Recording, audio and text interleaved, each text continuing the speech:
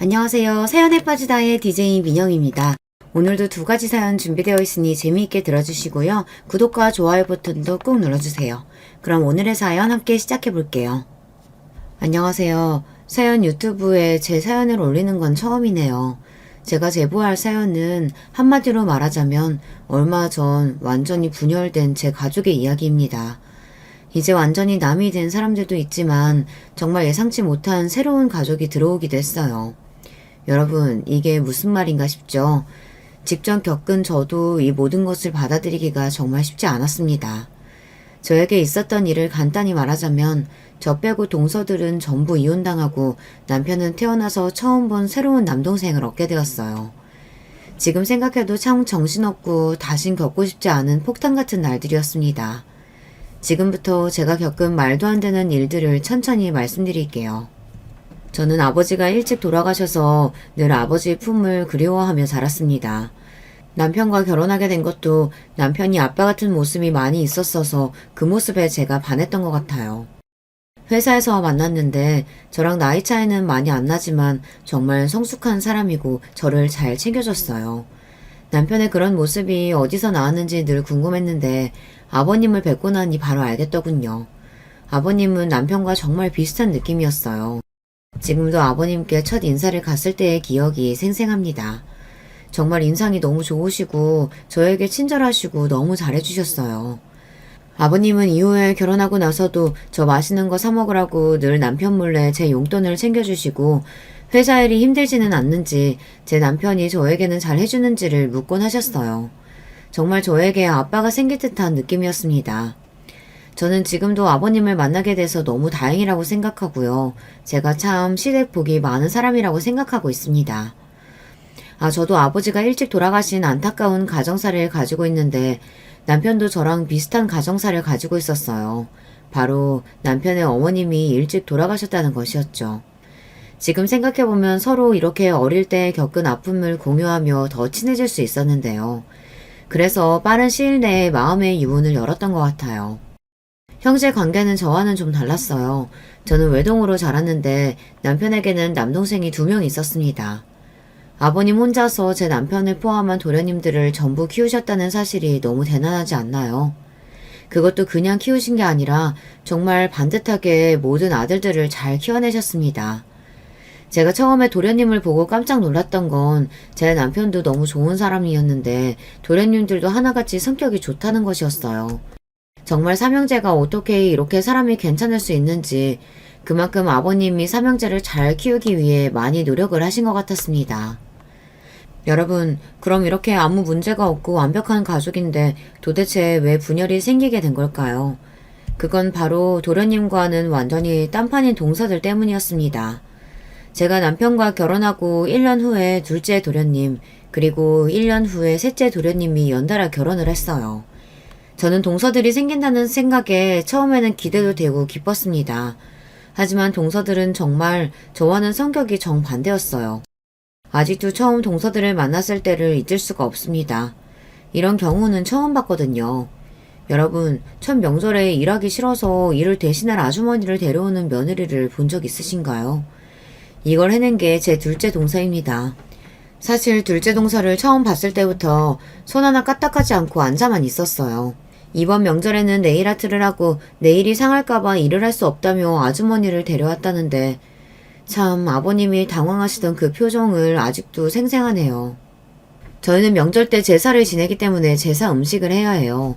그런데 처음 보는 아주머니를 집안에 들여서 제사 음식을 하게 한다는 것 자체가 아버님은 좀 껄끄러우신 것 같았습니다. 결국 아주머님을 돌려보냈고 요리도 할 줄 모르고 내일 때문에 요리를 할 수 없다는 동서만 두고 저 혼자 음식을 다 만들었어요.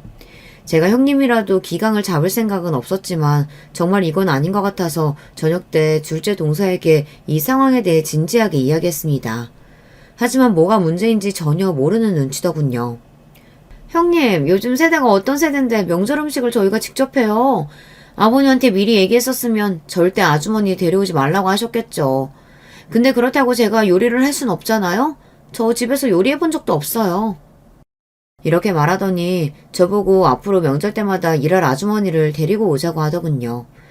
사실 너무 어이가 없었지만 그때는 동서가 많이 어리기 때문에 어리니까 그럴 수 있지 하면서 넘겼습니다. 그러곤 속으로 생각했죠. 곧 셋째 도련님이 결혼하시면 또 다른 동서가 생기니까 좀 괜찮겠지 이렇게요. 그런데 여러분, 왜 저에게만 이런 일이 생기는 걸까요? 셋째 동서는 둘째 동서보다 더 심각했습니다. 정말 제가 상상한 것 이상이었죠. 셋째 도련님이 결혼한 후 첫 명절에 아예 오지도 않더라고요. 그 이유가 뭔지 아시나요? 명절만큼 긴 휴가가 없기 때문에 그때 쉬어야 한다고 혼자 휴가를 떠났다고 하네요. 셋째 도련님이 그래도 첫 명절은 같이 가족들이랑 보내야 하지 않냐고 하니까 요즘 누가 명절을 챙기냐고 아버님 보고는 앞으로 명절 때는 각자 집에서 휴식 취하고 날 잡아서 따로 모이자고 전해달라고 했다네요. 이 얘기를 들은 둘째 동서의 반응도 가관이었습니다. 뭐야, 이럴 거면 나도 안 왔지. 아버님, 명절에 누구는 오고 누구는 안 오는 게 말이 돼요? 저도 안 올래요. 솔직히 누가 쉬고 싶지 여기 오고 싶겠냐고요. 딱 저렇게 아버님이 있는 데서 대놓고 말하더군요. 성격 좋은 아버님은 눈치를 보며 허허 웃으셨습니다. 사실 저희가 평소에 아버님 집에 자주 찾아뵙는 것도 아니거든요. 거기다가 아버님은 정말 며느리들에게 용돈도 잘 챙겨주세요. 그러면 다른 날도 아닌 명절에는 와서 인사도 드리고 맛있는 밥도 차려드리고 제사 지내는 것도 도와드리고 가족끼리 이 정도는 할 수 있는 거 아닌가요? 아버님 앞에서 대놓고 오기 싫다고 말하는 게 정말 저는 무례하다고 생각이 들었습니다. 너무 성격도 좋고 괜찮은 도련님들이 왜 이런 사람들을 만났는지 정말 이해가 되지 않았어요. 결국 제 남편이 이 문제를 도련님들께 진지하게 이야기했고 도련님들이 동서에게 제대로 말을 했다고 합니다. 이후에 아버님이 있을 때만 동서들이 말 조심하는 것을 보니 그때 도련님들에게 혼이 난 게 아닌가 생각이 들었어요. 그래도 동서들은 명절에 음식을 하거나 명절에 가족끼리 모인다는 것 자체는 끝까지 납득을 못하는 듯 했습니다. 결국 명절 때마다 핑계를 대며 동서들이 빠지려 하자 제 남편이 해결책을 냈습니다. 저희가 다 같이 모이는 날은 1년에 단 한 번 아버님 생일로 정하는 것이죠. 사실 저는 아버님께 늘 감사한 마음이었기 때문에 명절이 아니라도 늘 찾아와서 아버님께 맛있는 음식도 해드리고 여러 가지 이야기를 나누었어요. 여쭤보니 동서들은 정말 생일날 말고는 한 번도 오지를 않는다더군요. 제가 아버님께 한 번은 이런 질문을 한 적이 있었습니다. 아버님, 그래도 며느리들이 명절에도 안 오는데 섭섭하지 않으세요? 다른 집은 다 명절에 모이고 그러잖아요. 괜찮아. 요즘 애들 먹고 살기 바쁘잖아. 명절에 쉬고 싶은데 당연한 거지. 나는 그냥 우리 아들이랑 잘 살기만 하면 돼. 그리고 나한테 다들 싹싹하니 잘하잖니. 나는 우리 며느리들 모두에게 너무 고마워. 저는 아버님이 좋은 분이라는 걸 알고 있었지만 아버님의 대답을 듣고 정말 놀랐어요. 요즘 며느리한테 이렇게 말해주는 시아버지가 있나요? 어떻게 이렇게까지 며느리들을 배려하고 속이 깊을 수 있는지 아버님의 말을 들으니 더더욱 동서들이 답답하고 미워지더군요. 그래서 저라도 아버님을 잘 챙겨드려야겠다고 생각했습니다.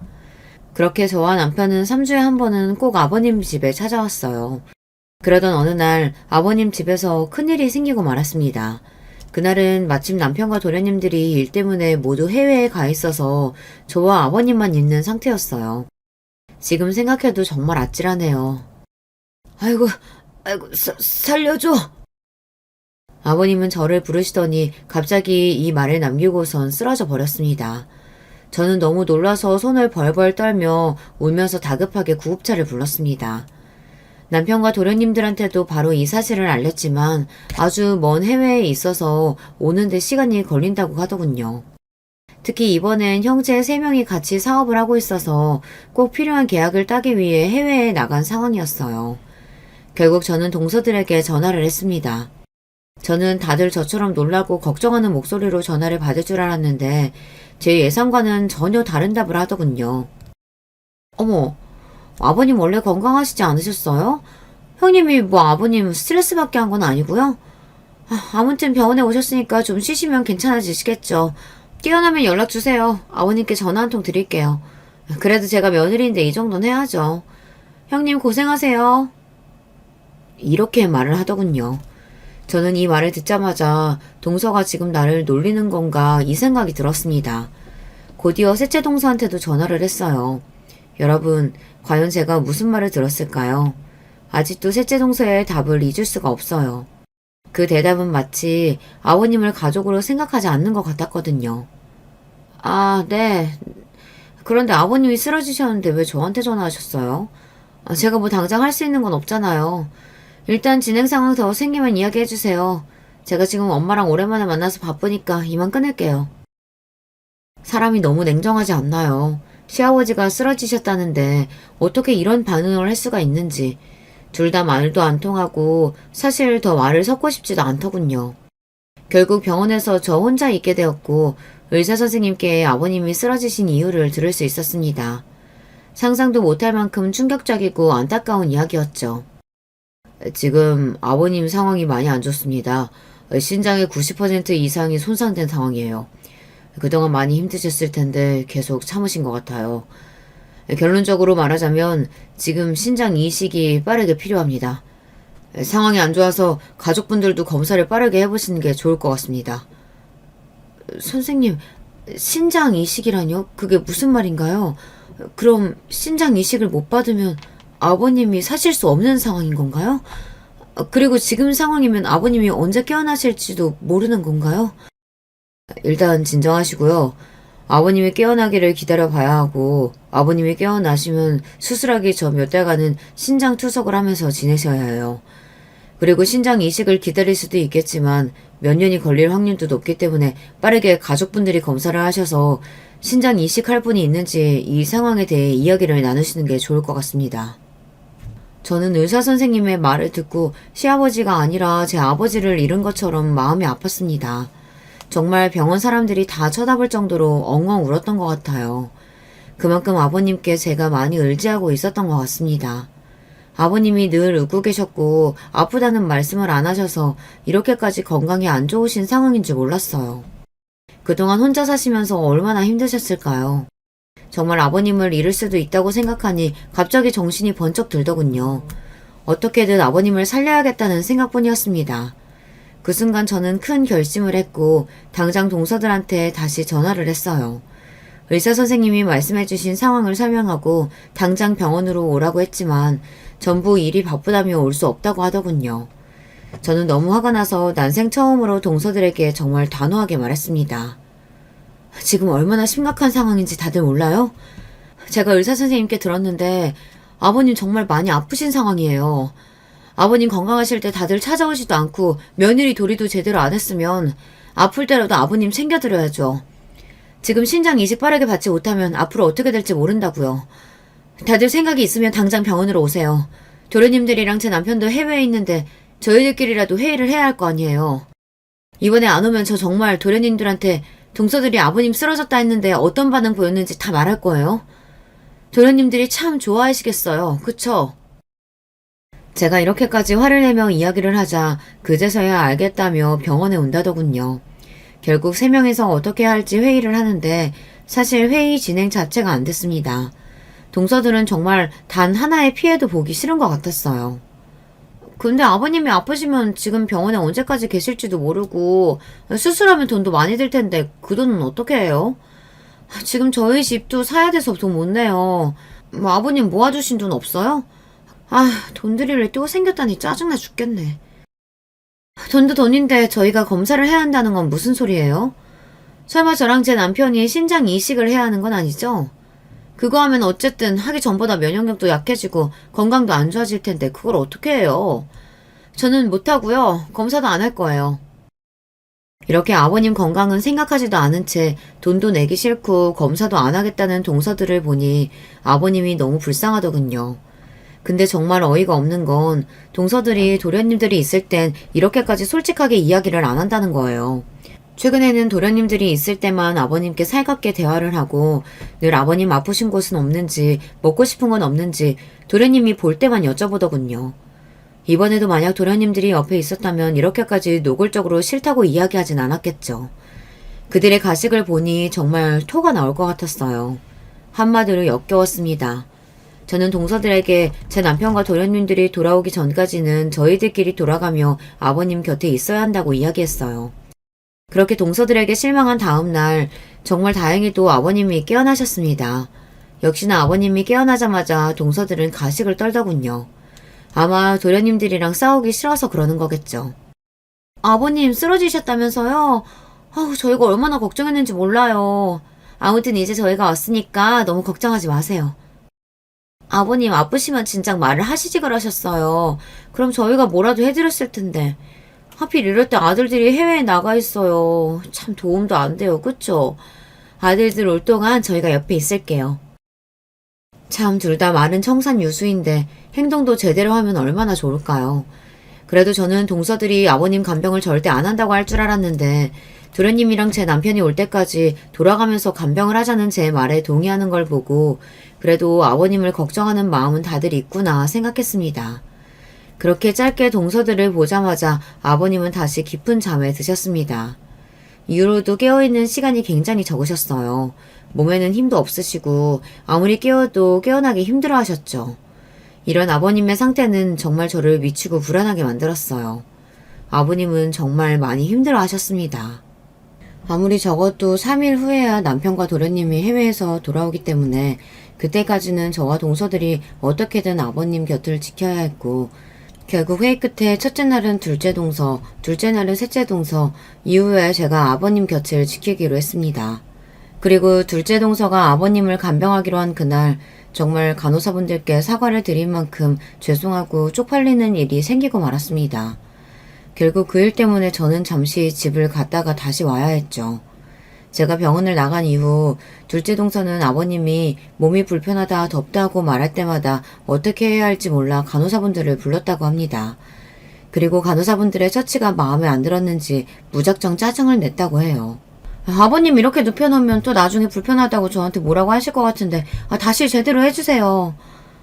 환자분이 이 자세로 계속 계셔야 통증도 덜하고 편할 거예요. 그리고 보호자분이 환자분 상태 보시면서 온도나 자세 계속 바꿔주시면 좋습니다. 네? 그걸 저보고 다 하라고요? 그럼 간호사님은 뭐 하시는데요? 그냥 제가 신경 쓸 일 없도록 간호사님이 자주 와서 환자 상태 제대로 체크하면 되잖아요. 둘째 동서는 이런 식으로 틈날 때마다 간호사님들을 불렀고 보호자가 해야 할 역할을 모두 간호사에게 해달라고 했다네요. 결국 20번 이상 병실을 왔다 갔다 한 간호사님이 도저히 참지 못하고 화를 냈다고 합니다. 보호자분 지금 뭐 하시는 거예요? 저희도 다들 바쁜 사람이에요. 간호사를 20번 이상 부르셨잖아요. 보호자님이 해야 할 일을 모두 저희한테 시키시면 안 되죠. 이렇게 환자분 간호 제대로 안 하고 간호사들한테 피해 계속 주실 거면 나가주셨으면 좋겠네요. 정말 참다 말씀드립니다. 간호사 주제에 지금 보호자한테 이런 식으로 말을 한다고? 하긴 그러니까 의사도 못 되고 간호사나 하고 있겠지. 짜증나. 내가 이런 간호사들이랑 말을 섞고 있어야 한다니. 나라고 여기서 안 나가고 싶은 줄 알아? 이렇게 둘째 동서는 간호사분과 엄청 크게 싸웠고 병원에 있는 사람들이 모두 그 광경을 목격하자 쪽팔린 동서는 저에게 전화를 했습니다. 형님, 지금 당장 와주세요. 형님은 무슨 이런 병원에 아버님을 입원시켰어요? 여기 간호사들 다 이상해요. 수준 떨어진다고요. 제가 뭐 20번 이상 자기들을 불렀다면서 저한테 화를 내던데요? 아니 제가 이상한 거예요? 제가 말하기 전에 진작 와서 아버님 상태 계속 봐줬으면 제가 불렀겠냐고요. 아무튼 저는 간호사랑 싸우고 여기 있는 사람들한테 쪽팔려서 더 이상 병원에 못 있겠어서 지금 나왔거든요. 저는 할 만큼 했으니까 이 병원 찾은 형님이 나머지 해결하세요. 끊겠습니다. 참 이게 무슨 말도 안 되는 소린지 정말 이렇게 황당한 말을 하고선 전화를 끊더군요.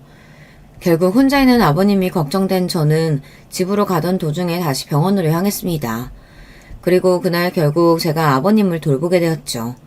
간호사님들께도 제가 대신 죄송하다고 사과를 드렸어요. 주변 사람들은 저에게 다 둘째 동서가 정말 온갖 진상의 행패를 다 부렸다고 하더군요. 괜히 아버님 얼굴에 먹칠하는 건 아닌지 제가 아버님께 너무 죄송했습니다. 그렇게 겨우 하루를 지나 보내고 다음 날이 되었어요. 다음 날은 셋째 동서가 아버님을 간호하기로 한 날이었어요. 저는 오늘은 정말로 집에 다녀야 할 것 같아서 셋째 동서가 도착하자마자 병원을 나왔습니다. 그리고 어제와 같은 일이 다신 생기지 않기 위해 셋째 동서에게 신신당부를 했어요. 동서, 혹시나 해서 하는 말인데 간호사분들 너무 많이 안 불렀으면 좋겠어. 바쁘신 분들이다 보니 정말 필요할 때만 불러야 되고 계속 아버님 자세나 온도 체크하면서 아버님이 불편하지 않도록 잘 챙겨줬으면 해. 알겠지? 네, 형님. 사실 뭐 아버님이 정신이 이상한 것도 아니고 제가 하루 종일 아버님과 말해야 하는 상황인 건 아니잖아요. 그렇다면 제 시간도 나름 있는 것 같고 그렇게 힘들 것 같진 않네요. 걱정 말고 다녀오세요. 저는 셋째 동서의 말을 믿고 편안한 마음으로 집에 갔습니다. 하지만 몇 시간이 채 지나지 않아 휴대폰으로 미친 듯이 전화가 오더군요. 정말 불길한 느낌이 들었습니다. 그리고 제 예감은 틀리지 않았어요. 형님, 간병이 이런 거였어요? 왜 진작 말씀을 안 해주셨어요? 아니 제가 아버님 똥오줌까지 받아야 되냐고요. 형님 분명히 말하는데 전 냄새나는 노인 절대 간병 못해요. 이렇게 어이없는 말을 남기고 셋째 며느리는 아버님을 둔 채 떠나버렸습니다. 여러분, 어떻게 아파서 사형을 헤매는 시아버지를 보고 냄새나는 노인이라는 말을 할 수가 있죠. 정말 저는 당장이라도 도련님께 전화해서 셋째 동서가 저에게 한 말을 그대로 전해주고 싶었습니다. 제가 만약 제 남편이 제 가족에게 그런 이야기를 했단 걸 알게 되면 저는 그날로 정이 떨어져서 절대 같이 못 살 것 같거든요. 정말 둘째 동서한테 실망한 것 이상으로 셋째 동서한테도 크게 실망을 했습니다. 그리고 저는 집에 가는 도중에 또 병원으로 돌아왔습니다. 병원에 가니까 옆에 있던 보호자분이 저에게 할 말이 있다고 하더군요. 그분이 해주신 말씀은 정말 충격적이었어요. 대체 오늘 있었던 사람 누구야? 자기처럼 며느리인 것 같긴 한데 정말 너무하더라. 자기 시아버님은 쳐다도 안 보고 계속 폰만 만지지는 않나. 친구랑 1시간 동안 떠들면서 전화한다고 병실에 있는 환자들 아무도 잠 못 자게 하질 않나. 아예 자기밖에 모르던데 진짜 사람이 기본 개념이 없더라. 아버님 똥오줌도 치우지도 않은 채로 그냥 가버려서 나랑 저기 있는 간호사가 다 치웠잖아. 어떻게 자기랑 저렇게 다를 수가 있는 건지 참. 아픈 사람한테는 정말 그러면 안 되는 거거든. 아버님 지금 아파서 정신이 없어도 이상한 분명히 느끼실 거야. 얼마나 쪽팔리고 미안하겠어. 아무튼 자기가 따끔하게 혼 좀 내야겠더라. 여러분, 대체 제 동서들은 왜 이러는 걸까요? 한 달 간호하는 것도 아니고 단 하루를 제대로 못하는 게 말이 되나요? 정말이지 셋째 동서가 한 행동은 둘째 동서보다 더 생각이 없는 행동들이었어요. 제가 병실에 있는 다른 분들을 통해 이런 이야기를 들으니 너무 속상하고 쪽팔려서 얼굴이 다 빨개지더군요. 그래도 정말 다행인 건 제가 옆에 있는 다른 환자분 보호자님들과 친해져서 가족끼리도 힘든 똥오줌 처리를 도와주셨다는 것입니다. 저는 연신 감사하다고 말씀을 드렸고 다른 환자분들이랑 보호자분들께 피해를 끼쳐서 죄송하다고 진심으로 사과했습니다. 다행인지 불행인지 아버님은 정신이 없으셔서 이 상황을 잘 인지하지 못하고 있는 것 같았어요. 아버님이 셋째 동서가 말한 망언을 들으면 얼마나 마음이 아프고 미안하셨겠어요.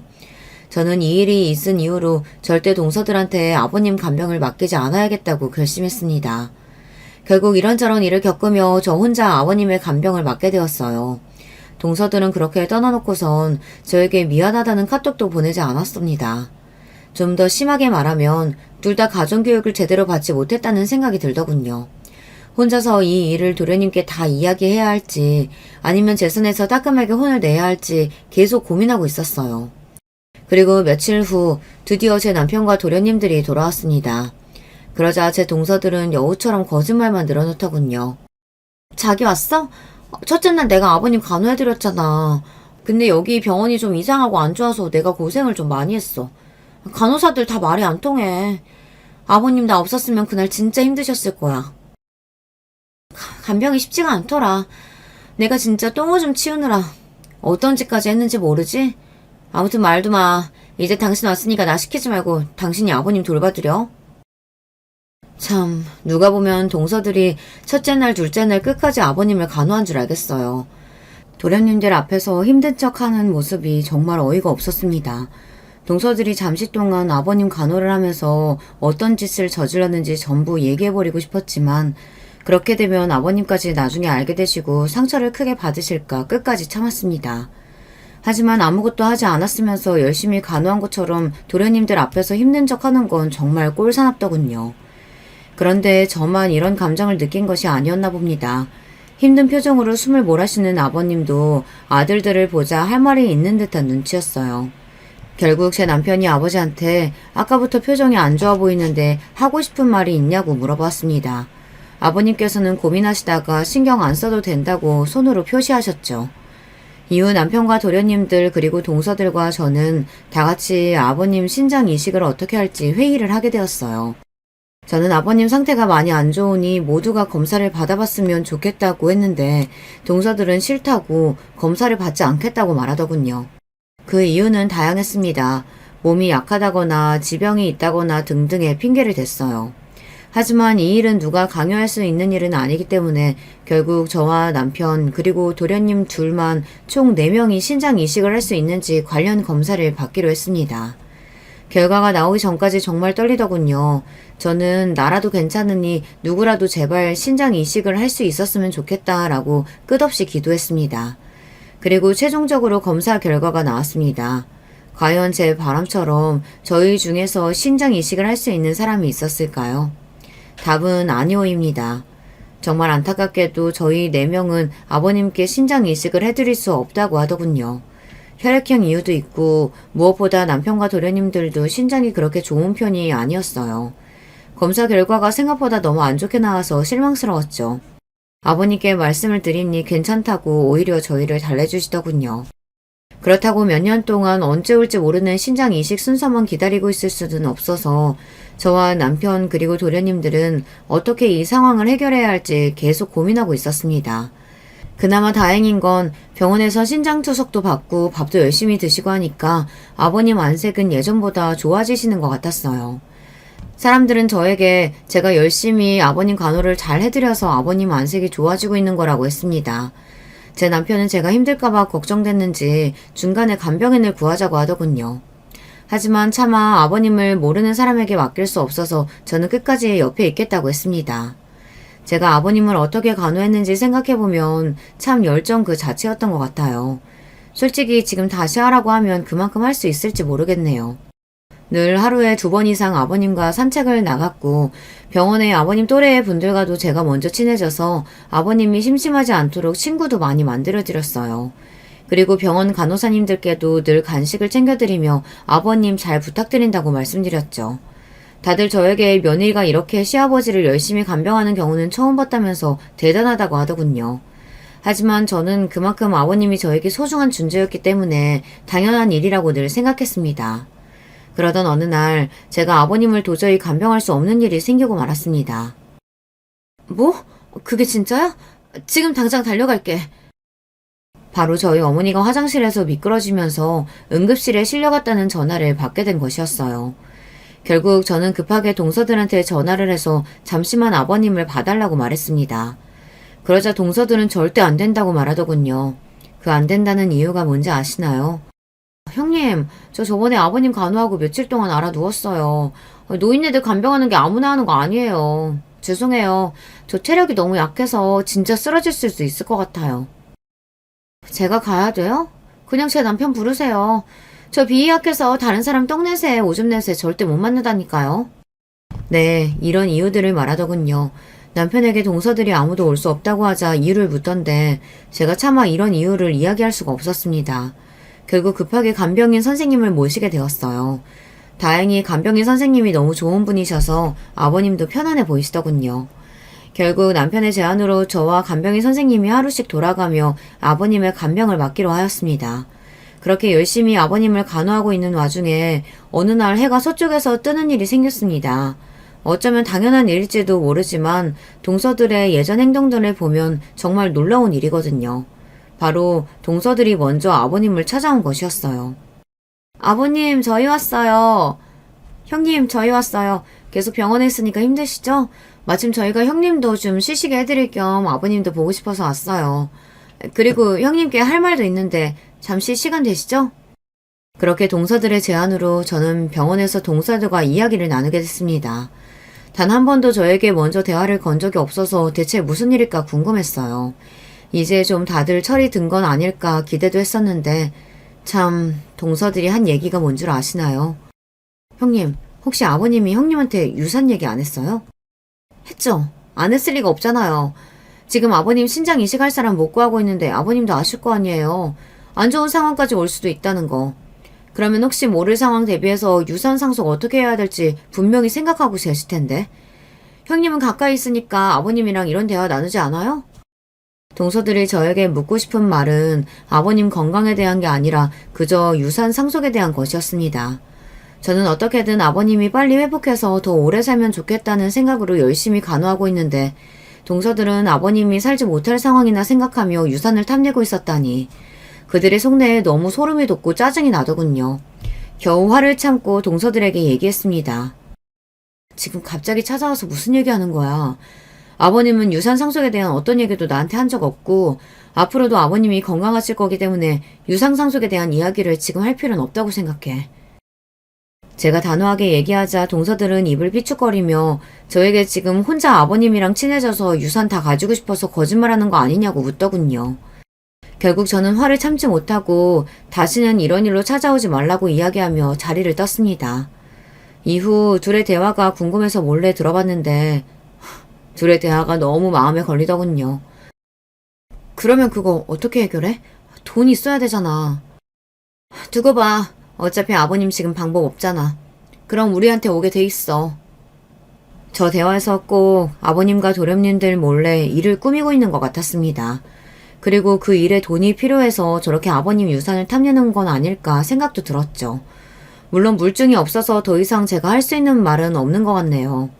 이렇게 동서들이 아버님 재산을 탐내고 있을 때에도 저는 어떻게 하면 아버님이 살 수 있을지 생각했습니다. 그리고 며칠 후 아버님을 살릴 수 있는 예상치 못한 인물이 병원에 등장했어요. 이 일로 제 남편과 저 도련님들 동서 모두가 난리가 났습니다. 아버님을 찾아온 사람은 19살의 어린 소년이었는데 자기가 아버님의 아들이라고 말하더군요. 제 남편이 예전에 아버님이 여자친구가 있으셨다고 말한 적이 있었는데 저는 그때 태어난 아이가 아닐까 추측했습니다. 그리고 나중에 아버님 정신이 괜찮을 때 슬쩍 여쭤보니 말 못해서 미안하다고 맞다고 하시더군요. 아이는 나타나자마자 아버님 상태를 보며 울었고 저희에게 찾아와서 미안하다며 신장 이식을 하기 위해 검사를 하겠다고 했어요. 제가 찾아와서 많이 당황하셨죠? 저도 다들 놀라실까봐 안 오려고 했는데 제 아버지 신장 이식하고 싶어서 찾아왔습니다. 죄송합니다. 신장 이식만 해드리고 다시는 안 나타날게요. 처음엔 도련님의 존재가 너무 놀라웠지만 어린 나이에도 성숙하게 말하는 도련님을 보자 마음 한쪽이 찡해졌습니다. 사실 아무리 가족이라도 신장 이식을 하는 게 쉬운 결정은 아니잖아요. 어린 나이에 저런 생각을 하는 게 정말 대단하다고 느꼈습니다. 그리고 얼마 후 검사 결과가 나왔는데 다행히도 신장이 아주 건강해서 이식을 할 수 있다고 하더군요. 저는 갑자기 나타난 도련님께 정말 감사하다고 말하며 병원에 올 때마다 맛있는 것도 사주며 이야기를 들어주며 수술 전까지 계속해서 안심을 시켜주었어요. 하지만 동서들은 이 상황이 마음에 들지 않는 듯 했어요. 어린 도련님을 볼 때마다 눈치를 주며 갑자기 나타난 아이를 어떻게 믿냐며 신장 이식을 꼭 이 아이한테 받아야 하냐고 묻더군요. 저로선 이해가 되지 않았지만 신장 이식은 당연히 빠르게 해야 했고 어린 도련님께 저희가 고마워해야 할 상황 아닌가요? 그러자 셋째 동서는 정말 아버님의 아들이 맞는지도 의심된다고 얘기했어요. 결국 어린 도련님은 나중에 유전자 검사지까지 들고 왔습니다. 그러자 더 이상 동서들도 아무 말을 못하더군요. 저는 어린 도련님이 동서일 때문에 스트레스를 받아서 마음이 바뀌면 아버님이 신장 이식을 받지 못할 수도 있다는 생각이 들어 동서들과 어린 도련님을 최대한 만나지 못하게 하였습니다. 그렇게 드디어 기다리고 기다리던 아버님이 신장 이식을 받는 날이 되었습니다. 저는 전날 밤 너무 긴장돼서 한숨도 자지 못했어요. 저도 이렇게 떨리는데 어린 19살 아이는 얼마나 무서울까 생각이 들더군요. 수술을 하는 동안 계속해서 기도를 했습니다. 그리고 정말 다행히도 의사 선생님이 수술이 잘 끝났다고 말하더군요. 이후 아버님의 상태를 살펴봤는데 생각보다 괜찮으신 듯 했습니다. 하지만 문제는 19살의 도련님이었어요. 도련님은 형들이 괜찮냐고 물었을 땐 억지로 웃으면서 괜찮다고 하더니 제가 따로 물어보자 숨을 몰아쉬며 너무 아프다고 털어놓더군요. 형수님, 이거 통증이 정말 제가 생각지도 못할 정도로 너무 아픕니다. 이 말을 듣자마자 제가 깜짝 놀라서 의사 선생님을 불렀어요. 하지만 의사 선생님은 이미 무통조사를 놓았고 원래 수술 후 통증이 있을 수도 있기 때문에 더 할 수 있는 게 없다고 하더군요. 어린 도련님은 그날 이후에도 너무 힘들어했습니다. 나중에는 제 남편이 왔을 때도 너무 아프다며 살려달라고 하더군요. 결국 저는 다시 의사 선생님을 불렀습니다. 어린 도련님이 너무 아파하는 것을 보자 정말 죄송하게도 의사 선생님께 어떻게든 해달라며 화를 내버렸죠. 선생님, 사람이 이렇게 아파하는데 병원에서 아무것도 해줄 수 없다는 게 말이 되나요? 와서 뭐라도 해주셔야죠. 어느 정도 이성을 잃은 저를 보자 의사 선생님은 결국 다시 와서 어린 도련님을 봐주셨고 끙끙 앓는 도련님에게 마약성 진통제를 추가해 주셨습니다. 드디어 도련님이 좀 괜찮아지시겠구나 생각했는데 이후에도 도련님은 엄청 아파하시더군요. 결국 계속 힘들어하시다가 기절하듯 잠이 들었습니다. 어린 도련님은 그렇게 며칠 동안 심한 통증을 호소했어요. 다음 날에도 다다음 날에도 계속해서요. 정말 죽을 것 같네요. 그래도 계속 버티다 보면 괜찮아지겠죠? 아직 수술한 지 얼마 안 돼서 그렇겠죠? 이렇게 묻는 도련님께 저는 안타깝게도 아무 말도 해줄 수가 없었습니다. 너무 미안하고 고맙다는 소리만 계속했던 것 같아요. 그래도 다행인 건 며칠이 더 지나니까 도련님이 통증을 거의 안 느끼게 되었다는 것이에요. 이후 아버님도 수술 결과가 좋았고 도련님도 회복 속도가 빨라서 저는 크게 안심했습니다. 그렇게 아버님이 열심히 회복하시던 도중 어느 날 저에게 예상치 못한 말을 꺼내셨습니다. 내가 아파서 큰 돈 들었을 텐데 그 돈은 어떻게 해결했니? 저는 아직 몸 회복이 안 된 아버님이 돈 때문에 스트레스를 받지 않을까 걱정돼서 예전부터 저랑 남편이 혹시 몰라서 모아둔 돈이 있었기 때문에 그 돈을 사용했다고 거짓말을 했어요. 돈 걱정은 절대 하지 말라고 신신당부를 드렸습니다. 하지만 아버님의 표정은 마음이 놓이는 표정이 아니었어요. 그러더니 마지막에 저한테 의미심장한 말씀을 하셨어요. 내가 너한테 정말 신세를 많이 졌다. 돈 문제는 내가 몸이 좀 더 회복하고 나면 어떻게든 해결할 테니 너희는 걱정하지 말렴.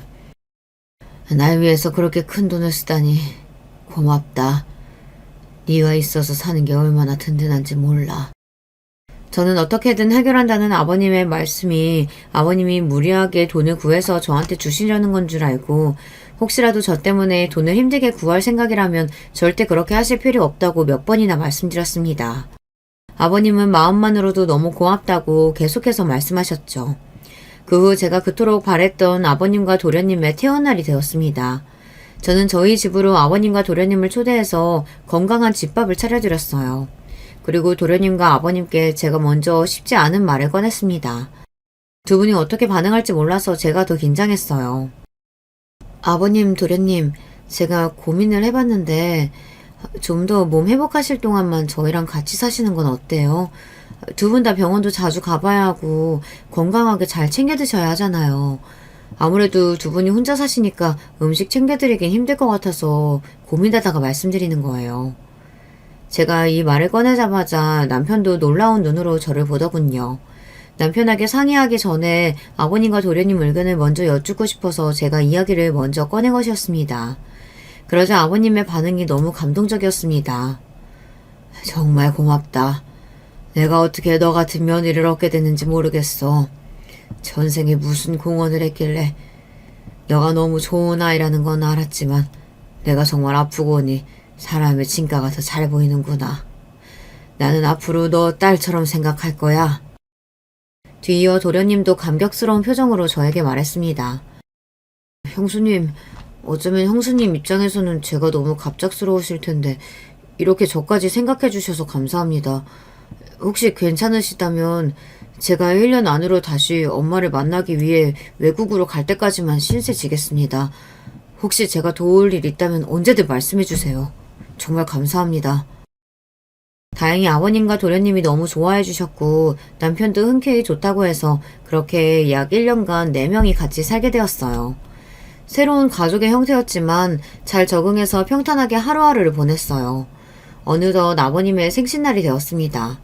이날은 동서들도 모이는 1년에 한 번 있는 날이었죠.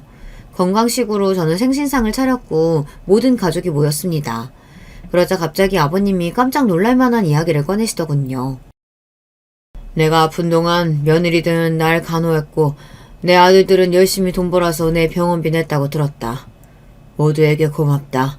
너희 아니었으면 난 이 세상에 없었을 거야. 내가 너희한테 너무 고마워서 작은 선물을 준비했다. 지금 다들 각자 통장 확인해보렴. 돈은 너희는 몰랐겠지만 내가 예전부터 모아둔 돈이 꽤 있었어. 이건 유산도 아니고 그냥 용돈 주는 거니까 너무 부담 갖지 않아도 된다. 아버님의 폭탄 발언에 저희는 모두 서로의 눈치를 보며 얼른 통장 잔액을 확인해 보았습니다. 그 순간 저는 입을 다물 수 없을 정도로 태어나서 제가 받아본 적 없는 액수를 보게 되었어요. 1억이 제 통장에 꽂혀 있는 것이었어요. 너무 감사하면서도 받을 수 있는 금액이 아니라는 생각에 아버님께 말씀드렸죠. 아버님, 그래도 그렇지 저희한테 1억씩 보내시면 어떡해요. 저는 아버님이 이렇게 건강하게 살아계신 것만으로도 너무 기뻐요. 용돈 너무 많이 주신 것 같아요. 아버님은 그저 허허 웃으시더군요. 그런데 제 말을 들은 둘째 동서와 셋째 동서의 표정이 좀 이상했습니다. 그러더니 억울한 표정으로 한마디씩 하더군요. 형님, 1억이라뇨? 제 통장엔 겨우 20만 원 들어왔는데요? 제 통장엔 10만 원이요. 아니 아버님, 이거 형님한테 금액을 잘못 보냈거나 아니면 저희한테 금액을 잘못 보내신 거 아니에요? 뭐야? 자기는 얼마 받았어? 도련님은요? 아주머님은요? 그러자 모두 자기가 얼마나 받았는지 이야기했습니다. 제 남편과 어린 도련님은 2천만 원, 그리고 둘째, 셋째 도련님들은 각각 1,000만 원씩 받았더군요. 결국 모두가 받은 액수가 다르다는 걸 알게 되자 화가 난 동서들은 아버님께 따지기 시작했어요. 아버님, 설마 치사하게 지금 일부러 금액 다르게 주신 거예요? 아니, 그러면 형님은 왜 1억인데 저는 20만 원밖에 안 돼요? 와, 지금 대놓고 며느리 차별하겠다 이거예요? 돈은 공평하게 나눠주셔야죠. 저도 형님처럼 1억 주세요. 아버님, 어린애도 아니고 돈으로 이게 뭐하는 짓이에요? 그리고 얼마 전에 굴러온 저 도련님이랑 아주버님은 2천만 원씩 주면서 왜 제 남편은 1,000만 원인데요? 이건 기준이 너무 주관적이잖아요. 너무 생각이 짧으시네요. 오랜만에 모여서 가족끼리 싸우는 걸 보고 싶으세요? 저는 평소에도 절대 며느리들한테 싫은 소리 하지 않고 가족들끼리 싸울 일도 만들지 않은 아버님이 이렇게 모두에게 다른 금액으로 용돈을 줬다는 게 밝혀지면 서로 얼굴 붉히고 싸울 걸 알면서도 이 행동을 하신 데에는 이유가 있을 거라고 생각했습니다. 그리고 또 한편으로는 아버님은 동서들이 아버님을 간호하면서 어떤 말을 했는지 알지도 못하실 텐데 왜 이렇게까지 극단적으로 용돈을 적게 주신 건지 이해가 되지 않았어요. 그리고 아버님이 말을 꺼내자마자 모든 것이 납득되기 시작하였습니다. 나는 용돈을 정확히 그 사람에게 어울리는 금액으로 나눠줬다. 더 줄 생각은 전혀 없다. 20만 원, 10만 원 그것도 많이 준 거야. 왜 내가 첫째 며느리랑 다르게 너희한테 겨우 그만큼의 용돈을 줬는지 아니? 너희가 날 대한 태도가 딱 그만큼이었거든. 몰랐나 본데 나는 늘 녹음기를 켜둔다. 내가 아프다는 걸 알고부터 나한테 어떤 일이 생길지 모르기 때문에 언젠가부터 습관이 됐지. 신장 이식을 받기 전 내가 사경을 헤맬 때 너희들이 어떤 얘기하는지 다 들었다.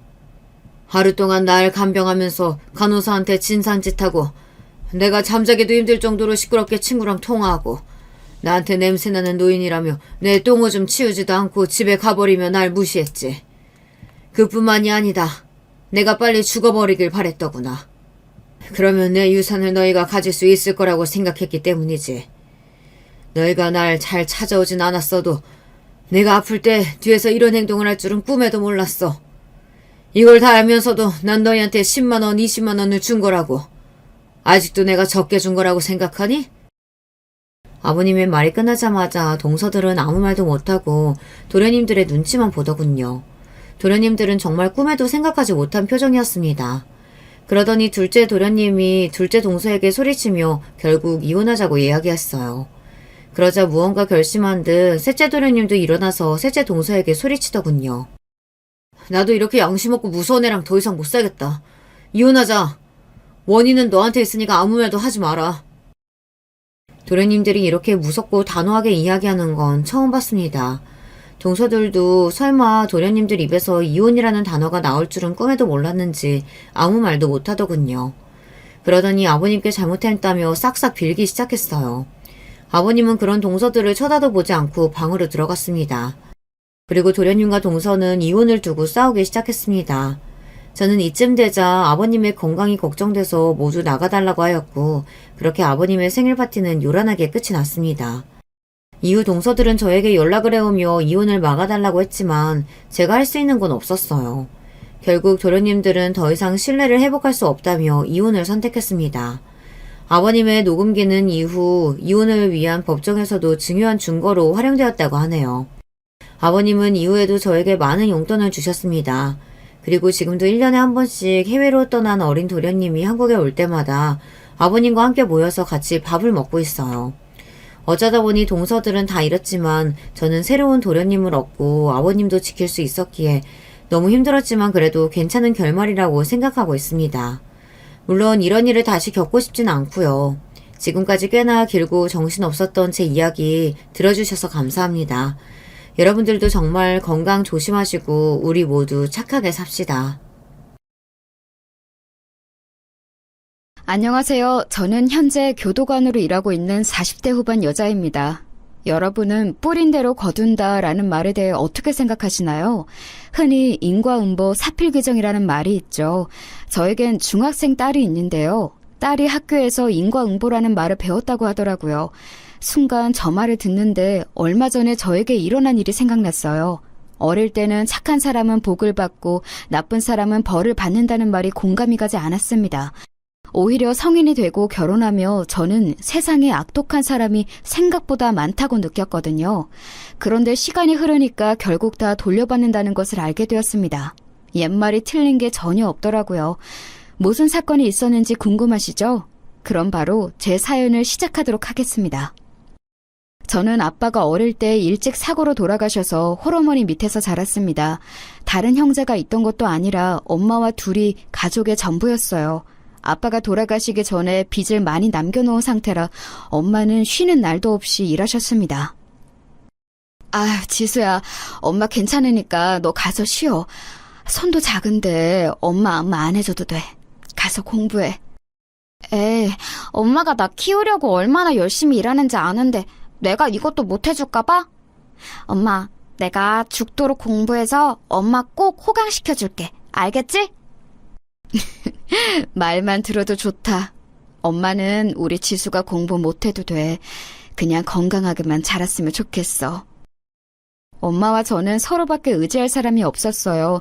그래서 가난하고 부족한 게 많았지만 서로를 위하며 버텼습니다. 하지만 힘든 것은 사실이었어요. 저는 제가 성공할 수 있는 유일한 방법은 무조건 공부라고 생각했습니다. 독서실을 갈 돈도 없어서 학교에 남아 죽어라 공부했어요. 지수야, 축하해. 매일 그렇게 혼자 끝까지 남아서 공부하더니 결국 인서울 했구나. 선생님이 다 기특하다. 어서 어머님께 전화드려서 사실을 알려드려. 축하한다. 아주 유명한 면봉대는 아니어도 서울에 있는 4년제 학교에 입학하기도 했습니다. 하지만 저는 등록금이 그렇게 비쌀 줄은 전혀 몰랐어요. 장학금을 타지 않으면 도저히 학업을 이어갈 수가 없었습니다. 제가 법학과를 입학했었는데 공부량도 되게 많아서 성적 장학금을 타는 것이 너무 힘들었어요. 공부만 할 수 있는 환경이면 그래도 괜찮았을 텐데 저는 생활비를 제가 벌어야 했습니다.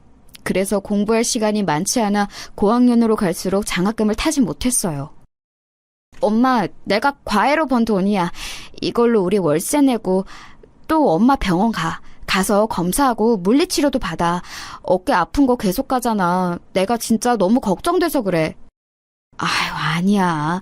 네가 이렇게 열심히 일해서 번 돈인데 엄마가 어떻게 쓰니? 아니야. 엄마가 아파서 일을 못하니까 우리 딸이 이렇게 고생하네. 엄마는 마트에서 계산원으로 일하셨는데 종일 서 있으니까 무릎이 많이 상한 상태였어요. 원래 제가 학생 때는 식당에서 일했는데 그때 팔목부터 어깨가 이미 아픈 상태였거든요. 한마디로 온몸이 안 아픈 곳이 없는 상태였습니다. 이러니 제가 과외를 무리하게 늘려서 돈을 벌 수밖에 없었어요. 학교 공부는 못하고 학생들의 내신 관리에 시간을 쏟으니 장학금을 탈 수 없는 사태가 발생했습니다. 방학 때는 과외를 무리하게 돌리다 쓰러져서 응급실에 가기도 했죠. 다이어트를 굳이 하지 않아도 몸은 항상 마른 상태를 유지했어요. 지수야, 엄마는 네가 안 아픈 게 소원이야. 제발 몸 생각하면서 일해, 응? 이게 다 엄마 때문이야. 엄마만 아니었어도 우리 딸이 이런 고생은 안 하고 살 텐데. 우리 딸한테 엄마가 너무 미안하다. 현실적으로 월세가 밀리고 생활이 힘들어지니 저는 문득 대학의 중요성에 대해 생각하게 되었어요. 저는 어릴 때부터 변호사가 되고 싶었습니다.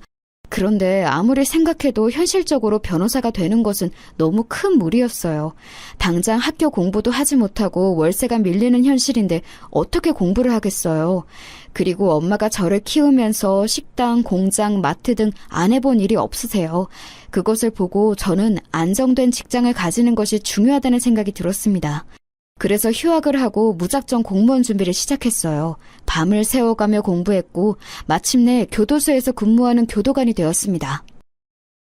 우리 딸이 공무원이라니 엄마는 너무 기뻐. 그렇게 열심히 공부하더니 결국 해냈구나. 엄마는 우리 딸이 정말 자랑스러워. 하늘에 계신 아빠도 무척 기뻐하실 거야. 기특하다, 기특해. 엄마는 제가 공무원이 되었다고 하니 아주 크게 기뻐하셨어요.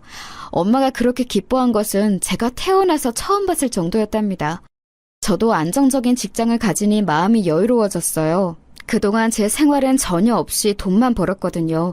그런데 이제는 아무도 저를 자를 수 없는 철밥통 직장을 가지니 너무 기뻤습니다. 그렇게 일하기 시작했는데 제 공무원 동기가 어느 날 저에게 소개팅을 하라고 하더라고요. 지수야, 저번에 내 남친이 나 데리러 오면서 너 봤잖아. 마침 남자친구 아는 친구가 여자 소개해달라고 한다고 하더라고. 이번 기회에 남자친구 만들어. 너 연애해본 적 없다며. 소개팅? 그런데 나 어색할 것 같아. 이런 거 한 번도 안 해봤거든. 괜히 나갔다가 분위기만 망치면 어떡해? 걱정돼. 에이, 아니야. 그리고 나도 그 오빠 몇 번 봐서 알거든? 성격 진짜 좋아. 네가 어색하거나 불편한 일 없을 거야. 당장 이번 휴무에 뭐해? 이런 건 빨리 얼굴 봐야 하거든. 저는 그렇게 동기의 열렬한 지지로 인생 첫 소개팅을 나가게 되었습니다.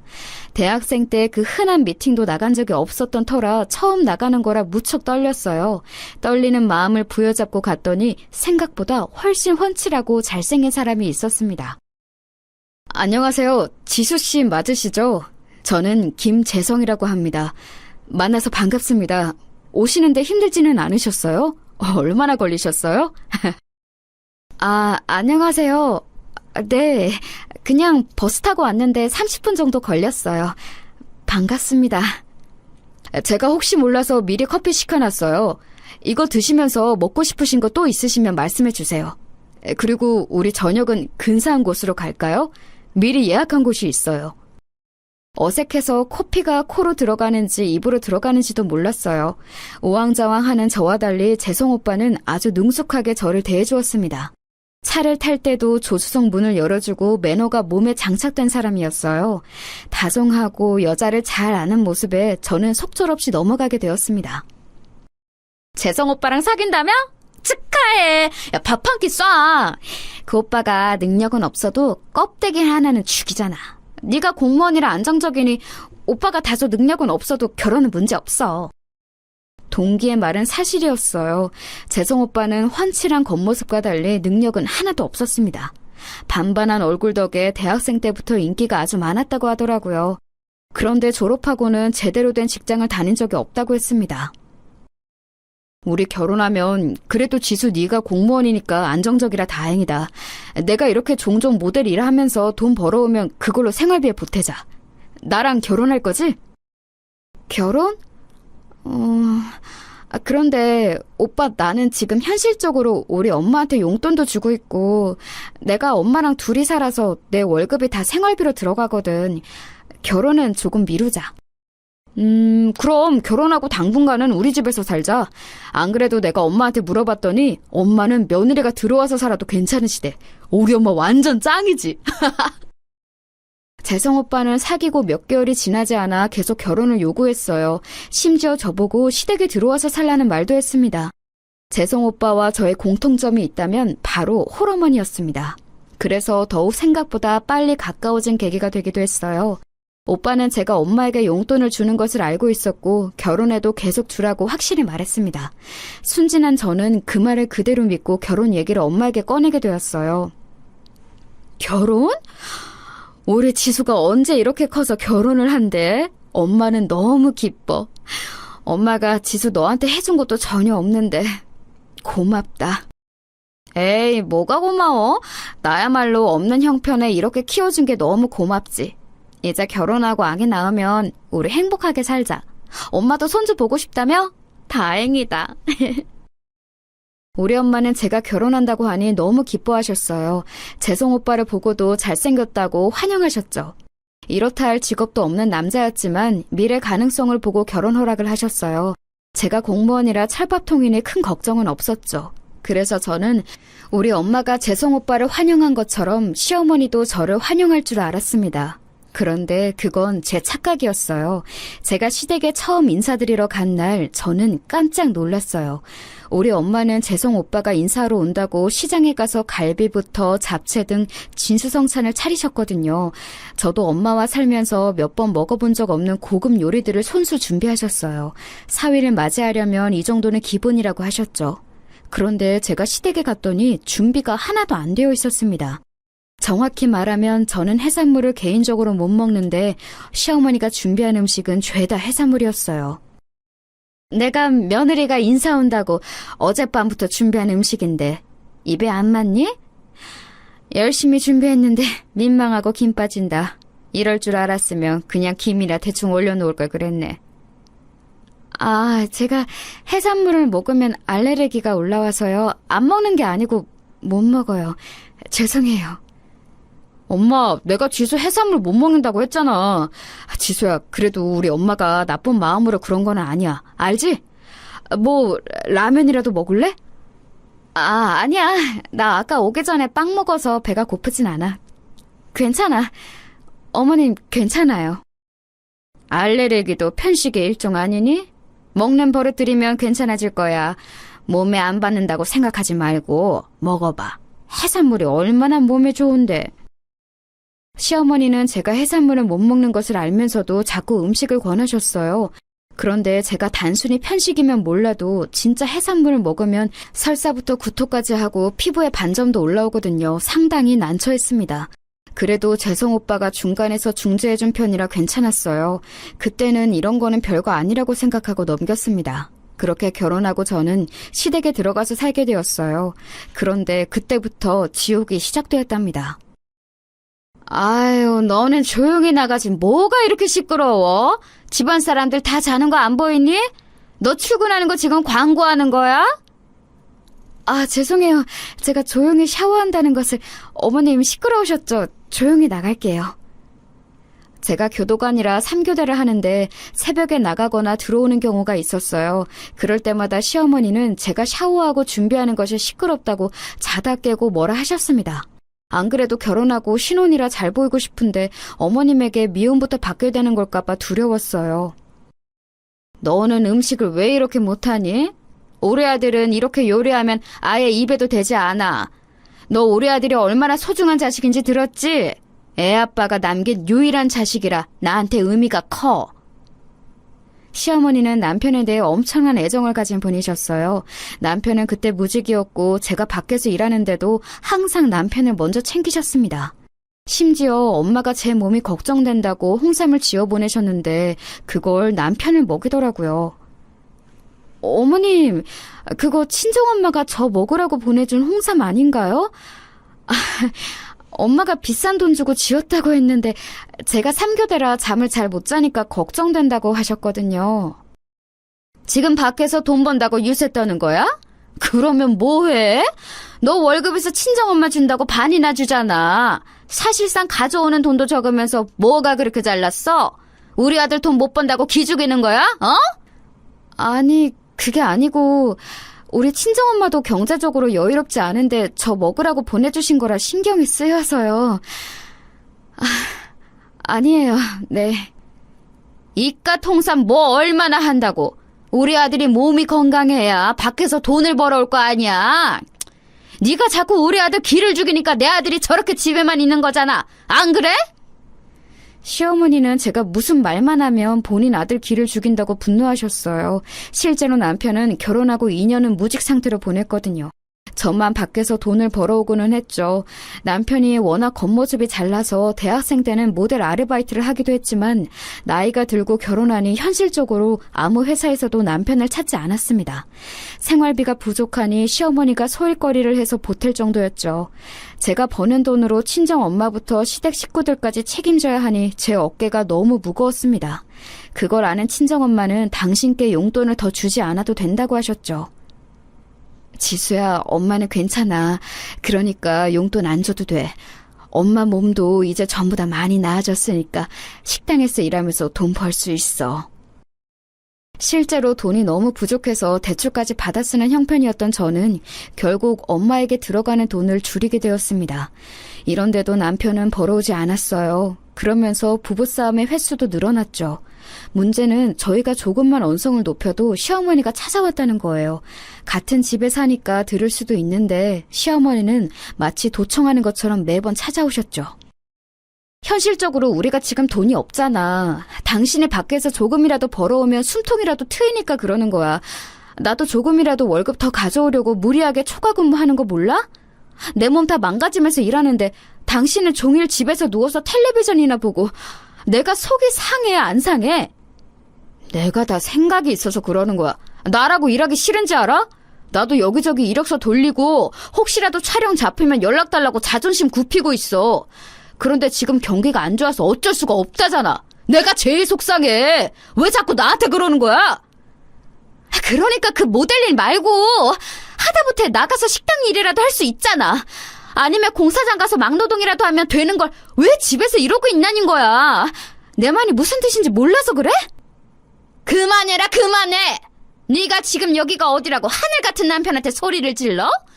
내가 먹여주고 채워주니까 만만해? 우리 아들한테 지금 뭐 하는 짓이야? 누가 보면 네가 뭐 재벌이라도 되는 줄 알겠다. 겨우 쥐꼬리만한 월급 벌면서 우리 아들한테 소리를 쳐? 네가 제정신이야? 나가! 내 집에서 나가! 시어머니는 제가 남편에게 싫은 소리를 조금이라도 하면 득달같이 쫓아와 저를 집 밖으로 내쫓았어요. 이 과정에서 제 머리채를 잡아 끌거나 어깨와 등에 손을 대기도 하셨죠. 어머니! 이거 놓으세요! 놓으시고 말씀하세요! 여보! 당신은 말려봐! 어머니! 아파요! 그만하세요! 엄마, 그만해! 아우! 남편은 심지어 시어머니가 저에게 손을 대도 크게 말리지도 않았어요. 말로만 그만하라고 할 뿐이었죠. 우리 친정엄마는 제가 힘들게 버는 돈을 가만히 받기만 하는 것이 미안하다며 본인이 나가서 용돈벌이 하는데 집에서 남편이라는 사람은 누워서 하는 것도 없으니 제 속만 타고 있었어요. 결국 저는 무리해서 초과 근무를 하느라 몸 상태가 많이 안 좋아졌습니다. 너희는 결혼한 지 벌써 3년이 지났는데 어째 애가 안 생기니? 우리 아들한테 문제가 있지는 않을 테니 너 병원 가서 검사 좀 받아.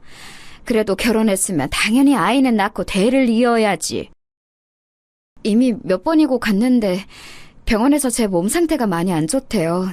안 그래도 3교대로 일해서 힘든데 무리해서 초과 근무까지 하니까 스트레스로 임신이 안 되는 것 같다고 하더라고요. 그럼 어떡해? 아이는 낳아야 할 거 아니니? 그렇게 무책임하게 말하면 어떡하니? 스트레스 관리도 능력이야. 네가 노력이 부족해서 그런 거니까 노력해서 몸 관리도 열심히 해서 아기를 낳아야지. 저도 충분히 노력하고 있어요. 그런데 마음대로 아이가 쉽게 생기지 않아서 저도 속상해요. 실제로 병원에서는 제 몸이 이미 약해진 상태라 이대로 임신하고 출산까지 하게 된다면 몸이 많이 약해질 거라고 했어요. 그러면서 남편한테도 문제가 있다고 했는데 그걸 시어머니에게 말하면 또 뭐라고 하실 게 분명해서 말하지 않았습니다. 남편의 무능력과 현실적으로 아이가 생기지 않았고 제 몸도 힘드니까 저는 이때 처음으로 이혼 생각이 들었어요. 그리고 해산물을 못 먹는 저에게 시어머니가 매번 해산물 요리를 식탁에 올리는 것도 힘들었습니다. 저도 먹고 살아야 하니 제가 시간을 내어 요리하면 시어머니는 그걸 다 버리셨어요. 이런 행동을 참는 것도 한계가 있었죠. 뭐? 이혼? 어떻게 네가 이혼 얘기를 꺼내? 너도 결혼하고 우리 집으로 들어와서 편하게 살았잖아. 그리고 반찬은 우리 엄마가 해산물을 워낙 좋아하니까 그런 거지. 지수, 너는 항상 우리 엄마를 악역으로 만드는데 우리 엄마 그렇게 나쁜 사람 아니야. 그래, 알겠다고. 어머님 나쁜 사람 아닌 거 알겠다고. 그냥 내가 못 견디겠어. 우리 그냥 아이 없을 때 갈라서자. 나 할 만큼 했어. 그냥 우리 엄마 모시고 편하게 살래. 지수야, 진심이야? 나 너 없으면 안 돼. 미안해. 내가 잘할게.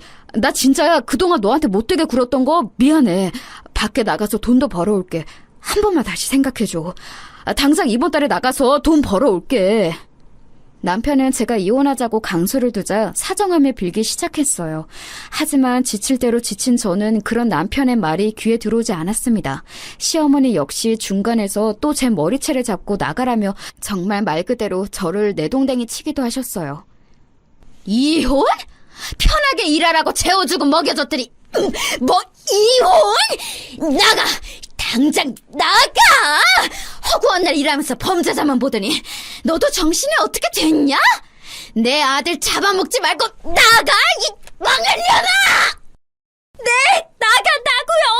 이거 놓고 얘기하세요! 자꾸 이러면 경찰에 신고할 거예요! 이혼할 거니까 이거 놓으라고요! 그렇게 저는 친정엄마의 집으로 가서 며칠 머무르게 되었습니다. 공무원으로 일하고 난 뒤 처음으로 병가를 내고 쉴 정도로 마음이 피폐해진 상태였어요.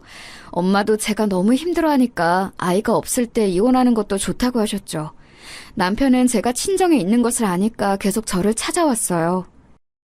지수야, 내가 미안해. 한 번만 다시 생각해줘. 나 진짜 나가서 돈 벌어올게. 지수야, 나 너 없으면 못 사는 거 알잖아. 지수야, 장모님, 지수 한 번만 불러주세요. 지수야, 너 아래 있는 거 다 알아. 남편이 아무리 저를 찾아도 저는 절대 얼굴을 보여주지 않았습니다. 그렇게 며칠이 지나고 저는 몸 상태가 아무리 쉬어도 나아지지 않는 게 이상했어요. 일하는데 어지럼증이 자꾸 발생해서 동료들이 먼저 병원에 가보라고 할 정도였죠. 그렇게 병원에 갔더니 저는 아주 충격적인 소식을 듣게 되었습니다. 환자분 축하합니다. 지금 임신 4개월 차예요. 워낙 몸이 마르시고 또 생리불순이시라 모르셨죠? 그래도 축하드려요. 여기 지금 심장 소리 들리시죠? 네? 아니에요. 임신이라고요? 선생님, 다시 한번 검사해주세요. 진짜 임신이라고요? 정말로요?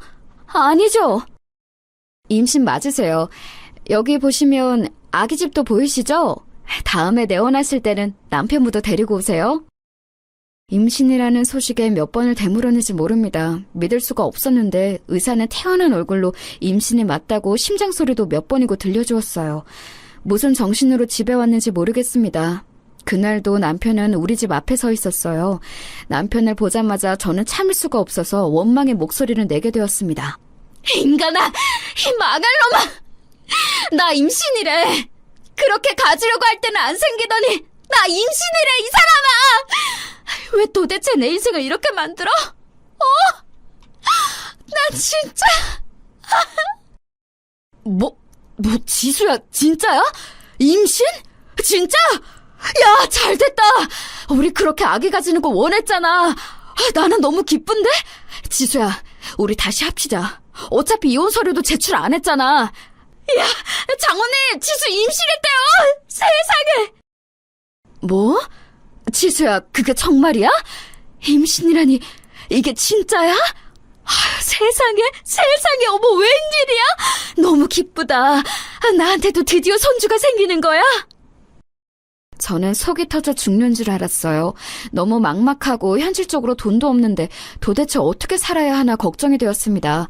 그런 제 속도 모르고 남편은 혼자 신나서 동네방네 임신 소식을 알리게 되었죠. 결국 첫 번째 이혼 시도는 물거품이 되었답니다. 임신했으니 이혼은 못하겠는데 문제는 시어머니였어요. 저는 도저히 시어머니 얼굴을 보고 사는 것이 힘들다고 생각했거든요. 그러니까 임신 기간 때는 친정에 있을게. 단칸방이라 엄마랑 둘이 사는 게 쉽지는 않겠지만 아무튼 당신이 내가 임신했을 때라도 돈을 좀 벌어서 모아놔. 우리 아기 낳으면 독립하기로 한 거 잊지 말고. 알지? 지수야, 내가 그건 알아서 할게. 나 오늘도 공사장 가서 돈 벌었어. 이것 봐. 바로 현금으로 주더라. 내 핏줄이 세상에 태어난다고 하니까 너무 신나서 힘들어도 웃음이 막 나오더라고. 지금도 너무 기뻐. 천만 다행이었던 점은 바로 남편이 제가 임신하자 나가서 돈을 벌기 시작했다는 점이에요. 임신 기간 때는 남편은 무조건 제 편을 들어주었어요. 시어머니 얼굴을 보는 것이 힘들다고 하니까 제 마음이 편한 대로 하라며 공사장에 가서 돈을 벌고 그 돈을 우리 친정에 가져다 줄 정도였죠. 그래도 김서방 하는 짓 보니까 정신 차렸나 보다. 자기 새끼 생기면 저렇게 변하는 남자들 많아. 그러니까 힘들어도 꾹 참고 버텨. 알겠지? 친정엄마도 남편이 하는 행동을 보고 저에게 오히려 이혼하지 않길 잘했다고 할 정도였습니다. 확실히 친정집에 있으니 마음이 편해서 저도 시어머니의 존재는 잊고 아이 태교에 집중했어요. 중간에 시어머니에게 연락이 오긴 했지만 마음이 불편해서 받지 않았습니다. 그러다 아이가 태어났는데 당장 돈이 없어서 독립을 못하고 있었어요. 나 이제 밖에서 돈 버는 거 알잖아. 장모님 댁은 너무 좁아서 우리가 같이 살 수도 없고. 내가 중간에서 역할 잘할 테니까 우리 집에 가서 살자. 응? 그럼 진짜 돌까지만 같이 사는 거고 돈 모으면 나가는 거야? 약속하는 거다. 시어머니가 뭐라고 해도 당신 절대 흔들리면 안 돼. 우리 셋이 힘들어도 나가서 사는 거야. 알겠어? 알겠어. 내가 이렇게 손가락 걸고 약속할게. 우리 서영이를 봐서라도. 지수야, 나 절대 거짓말 안 해. 걱정하지 마. 나 믿지? 내가 알아서 할게. 그렇게 남편 말을 믿고 시댁에 들어간 저는 시어머니가 예전보다 더 시집살이를 시킬 것이라고는 전혀 상상도 하지 못했답니다. 사람은 바뀌지 않는다는 것을 알게 되는 계기가 되었어요. 제가 낳은 아이는 성별이 딸이었는데 시어머니는 심각한 남아선호 사상을 가지고 계셨거든요.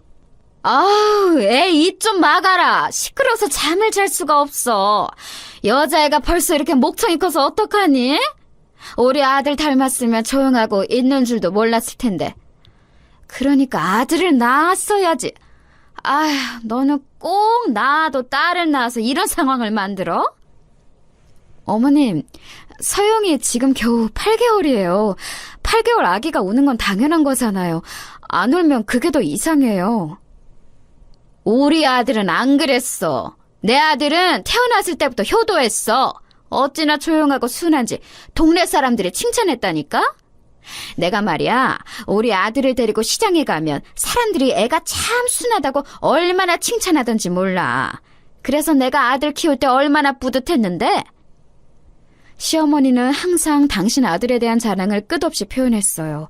듣기 좋은 소리도 사람이 계속해서 3번 들으면 싫잖아요? 그런데 우리 딸은 하나부터 10까지 마음에 들어하지 않으면서 본인 아들 자랑을 하니 견디기 힘들더라고요. 저도 할 말을 하는데 귀를 막고 있는 건지 듣지도 않으셨답니다. 그러다 사건이 발생했는데 아이가 태어난 지 1년이 지나 돌잔치를 하려고 준비 중이었어요. 남편과 미리 말한 대로 돌잔치 후 분가를 하려고 했고 거기에 맞춰 저도 복직을 하려고 했습니다.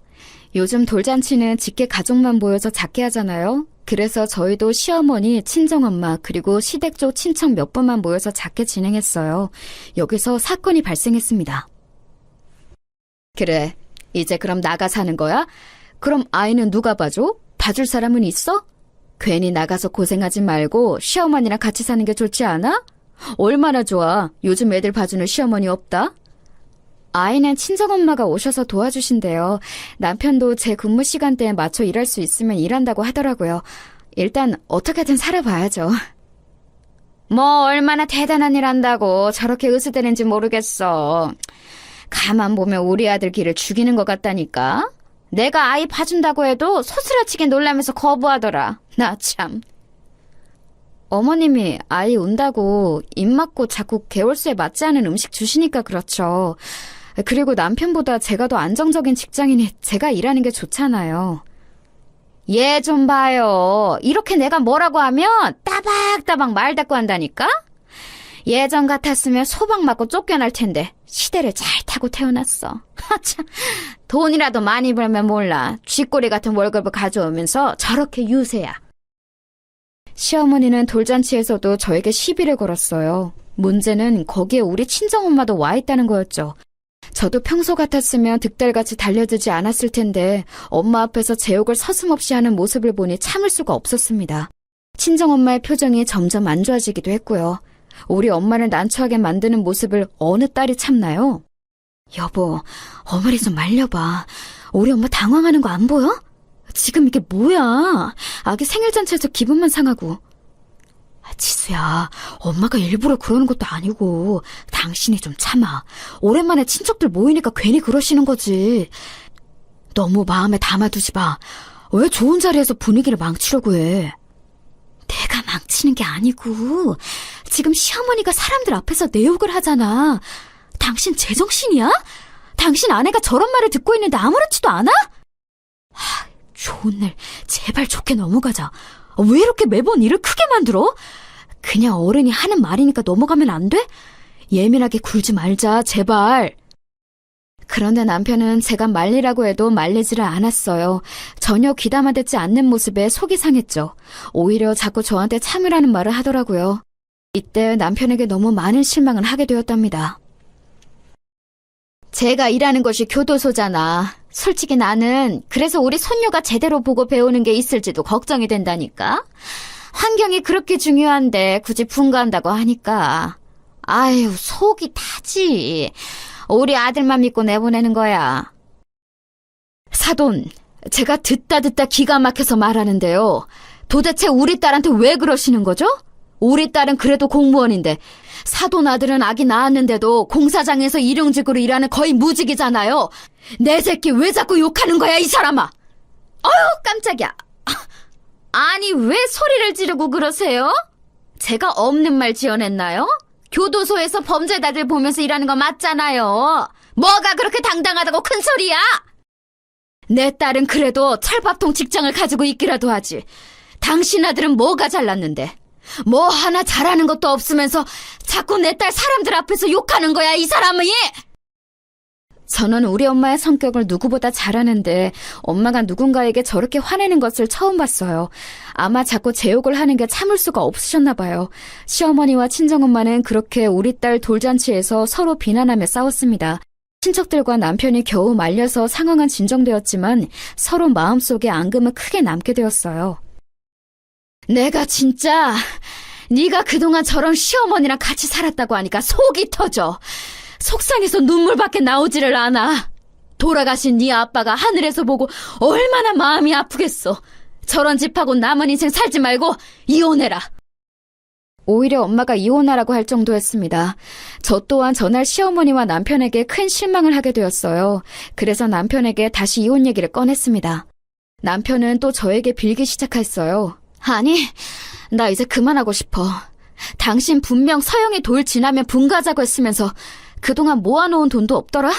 현실적으로 나만 또 나가서 일해야 하는데 어떻게 그 돈으로 살아?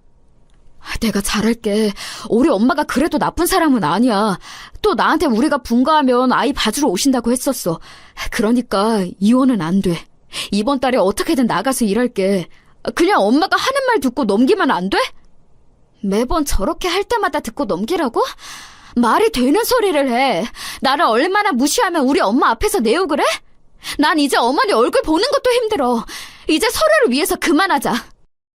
남편은 이혼하자고 아무리 요구해도 끈질기게 매달렸어요. 그러다 결정적인 사건이 하나 발생하게 되었는데요.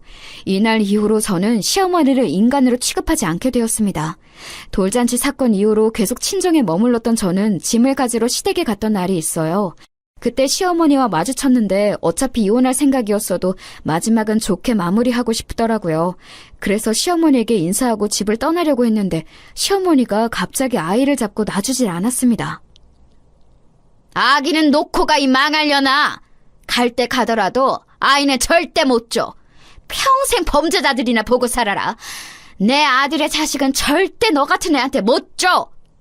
무슨 소리를 하시는 거예요? 딸이라고 싫다고 할 때는 언제고 갑자기 왜 이러세요? 아들 아니라고 우는 소리도 듣기 싫다면서요.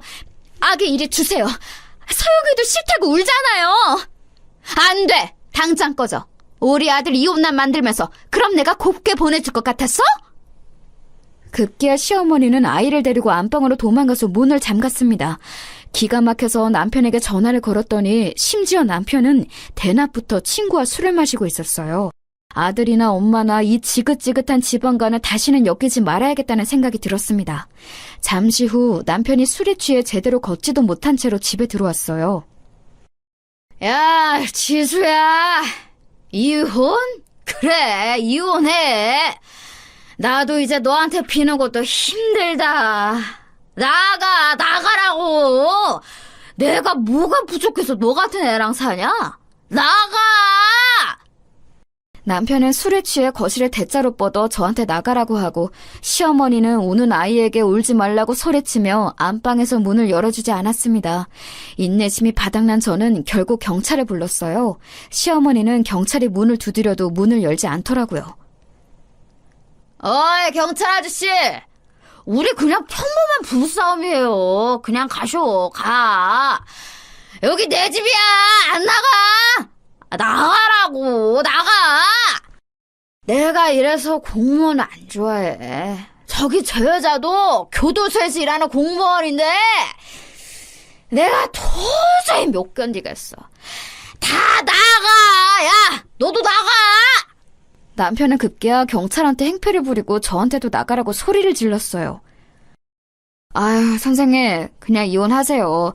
진짜 이런 집안하고는 엮이지 않는 게 최선이에요. 내가 내 딸 같아서 그래요. 뭐 이런 집안이 다 있어? 최악이네요. 심지어 신고를 받고 나왔던 경찰이 저에게 이혼하라고 할 정도면 말 다 했죠. 결국 저는 지긋지긋한 시댁과의 인연을 끊게 되었습니다. 아이를 억지로 데리고 나와서 친정엄마가 살던 집으로 들어갔어요. 다행히 엄마가 아이를 봐주어서 저는 일하며 아이를 키울 수 있었습니다. 내 손녀내나, 이 도둑년아, 이혼하면 다야? 우리 아들 이렇게 만들고 너 혼자 잘 살면 다냐고. 네가 그러고도 발 뻗고 잘 것 같아, 어? 너 밤길 조심해. 동네 사람들, 여기 못된 년이 살아요. 하지만 시어머니가 자꾸 주기적으로 찾아와 저를 괴롭혔어요. 친정엄마가 경찰에 신고해도 그때뿐이었습니다. 남편도 계속 찾아와서 다시 합치자고 끊임없이 요구했고 결국 저는 근무지역으로 옮기기까지 했습니다. 이렇게 지긋지긋하게 시댁과의 인연을 끊어낸 저는 다시는 저 집안과 엮이고 싶지 않았죠. 지역을 옮기고 그동안 모은 돈으로 집을 새로 얻어 친정엄마와 딸과 같이 셋이 살았는데 너무 행복했어요. 사실 돈은 여전히 부족했지만 사랑이 가득한 집이었답니다. 엄마, 할머니, 사랑해요. 나는 엄마랑 할머니가 있어서 너무 행복해. 우리 평생 이렇게 셋이 같이 살자. 오래오래 할머니 100살까지 살아. 우리 서영이를 봐서라도 할머니가 오래 살아야겠다. 우리 강아지랑 할머니랑 평생 행복하게 살자. 알겠지? 할머니도 우리 서영이 사랑해. 친정엄마가 딸을 봐주니까 저 혼자 돈을 벌어야 했는데 그래도 즐거웠어요. 딸도 친할머니와 아빠를 그리워하지도 않았고 우리 친정엄마와 잘 지냈거든요. 그렇게 어느덧 딸은 자라서 중학생이 되었습니다. 혼자 가장 역할을 하며 당연히 힘들었던 기억도 많았어요. 하지만 제가 시댁에서 살면서 시집살이를 당했던 날들을 생각하면 다시는 돌아가고 싶지 않았죠. 시간이 지나면 잊혀질 줄 알았던 감정은 쉽게 사라지지 않았어요.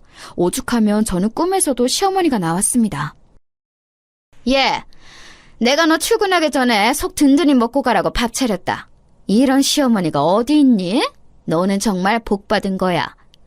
어머니, 저 해산물 못 먹는다고 몇 번이나 말했잖아요. 갈치조림, 멸치볶음, 홍합 미역국... 이러면 저 먹을 수 있는 게 맨밥밖에 없어요. 저 위에서 만들어주신 것은 감사한데요. 알러지 때문에 죄송해요. 됐다.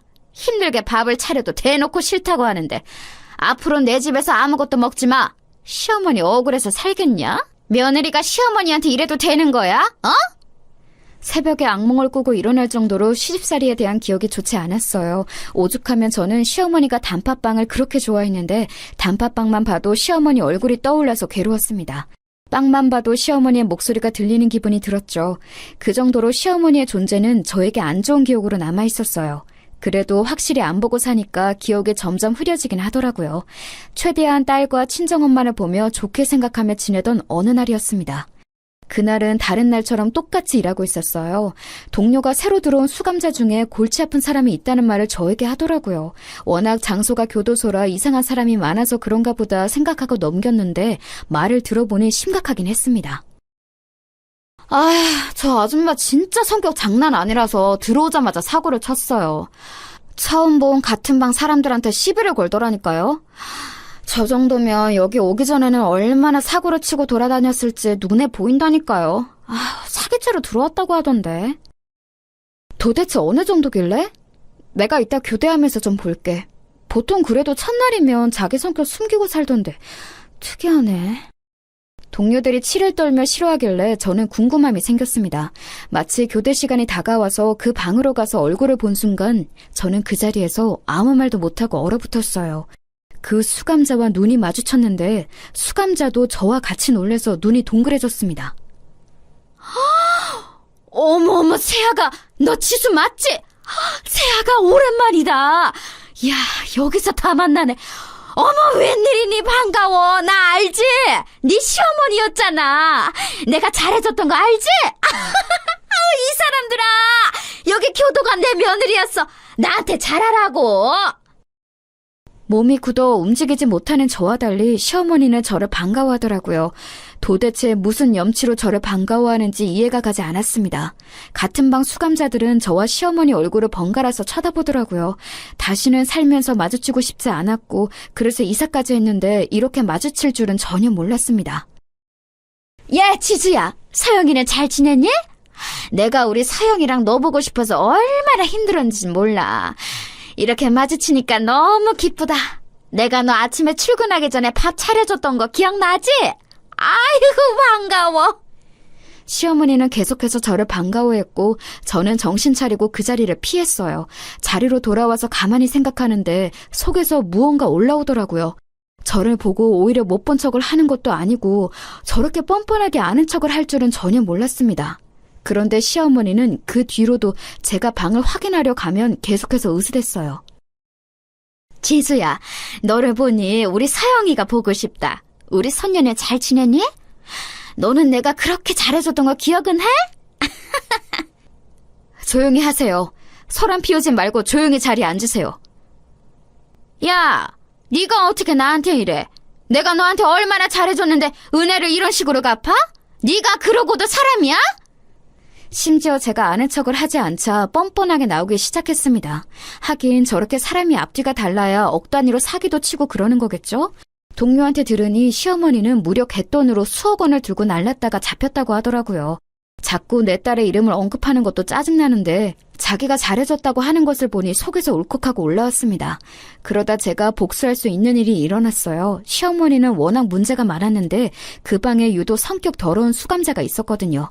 둘이 싸운다는 소식을 듣고 달려갔는데 사실 그건 싸움이 아니고 시어머니가 일방적으로 맞는 거였죠.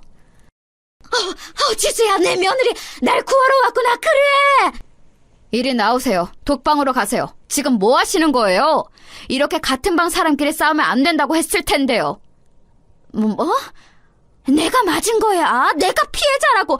지금 보고도 몰라? 안 돼. 닥쳐. 조용히 안 해? 여기. 이리 와서 이 사람 데리고 독방으로 가. 자꾸 이렇게 사고치면 계속 독방형에 처할 거니까 처신 똑바로 해. 알겠어? 입 다물어. 제 인생에서 가장 통쾌했던 날이 바로 전날이랍니다. 시어머니는 끝까지 독방에 들어갈 수 없다며 발버둥을 쳤어요. 하지만 여기는 교도소였고 시어머니는 수감자였죠. 시어머니는 아직도 제가 시집살이를 당하는 며느리라고 생각했나 보더라고요. 코웃음 치며 독방으로 넣고 방에서 갇힌 시어머니를 보는데 웃음이 자꾸 나왔습니다. 어머니, 이렇게 부르는 것도 참 오랜만이네요. 거기서 혼자 반성이나 해. 나는 당신하고 할 말 없으니까. 알겠어? 아휴, 마음 좀 곱겠어. 얼마나 거지같이 살길래 사기죄로 들어오냐? 뭐? 야, 너 거기 안 서? 이리 와. 야! 조용히 하세요. 교도관한테 야라는 소리 하지 마세요. 조용! 자꾸 그러면 독방기가 늘어납니다. 시어머니는 그 뒤로도 꼬투리가 잡혀서 독방에 자주 들어갔어요. 그리고 그 사실을 알자 전 남편에게 연락이 오기 시작했습니다. 처음엔 받지 않으려고 했는데 받았더니 아주 납작 엎드리더라고요. 지수야, 제발 우리 엄마가 너무 고통스러워해. 제발, 어? 지수야, 예전 일을 잊고 용서해줘. 제발 예정을 생각해줘. 우리 그래도 좋았던 기억도 있잖아. 안 그래? 지수야. 네 엄마 사람은 나쁜 사람 아니라며. 근데 남의 돈 떼먹고 교도소 왔더라? 그게 나쁜 사람이 아니면 뭐냐? 내가 그렇게 내 편 들어달라고 할 때는 모른 척하더니. 됐어, 이 사람아. 통쾌하게 말하고 전화를 끊으니 얼마나 기분이 좋았는지 몰라요. 그렇게 전 남편은 문자로 자기가 잘못했다고 주기적으로 연락이 오고 있답니다. 저는 그러거나 말거나 시어머니를 주무르며 살고 있어요. 이 사실을 친정엄마에게 말했더니 엄마가 폭소하더라고요. 우리 엄마가 그렇게 환하게 웃는 것은 너무 오랜만이었죠. 시어머니를 보면 나쁜 사람은 언젠가 다 돌려받는다는 말이 무슨 말인지 알 것 같아요. 인과응보라는 것은 이런 사연을 두고 말하는 거겠죠? 여기까지가 제가 준비한 사연인데 재밌게 들으셨는지 모르겠어요. 시어머니를 볼 때마다 그리고 전 남편에게 연락이 올 때마다 억울했던 지난 날이 생각나더라고요.